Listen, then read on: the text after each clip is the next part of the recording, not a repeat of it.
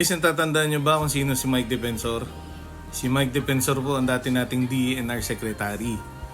Si Mike Defensor po ang may-ari din ng isang quarrying company na nasa loob ng Marikina Watershed. Ang Marikina Watershed po ang sinira ng kanyang quarrying company na nagdulot po ng baha dito sa Marikina, sa Rizal at parts of Pasig. Hindi siya tinigilan noon ni Ma'am Gina Lopez. Patuloy at lagi siyang binabalaan, parati siyang wino-warningan na pag hindi mo tinigil yung quarrying mo ay magdudulot siya ng baha at kasiraan ng mga tahanan dito sa lower parts. At nang dumating nga Ondoy, ayun na nga nangyari. Maraming tahanan nang nasira, maraming namatay. Ang dala ng baha, putik at burak galing sa taas, di ba? And in silence, nawala siya bigla. Diba? Yun, saan magaling to si Mike eh.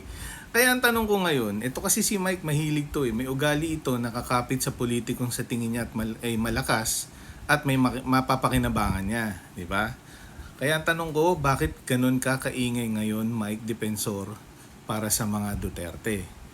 Kayo ni Toby Chanko. Anong meron? Ano bang naipangako sa inyo? Meron na ba? Natupad na ba? O matutupad pa lang?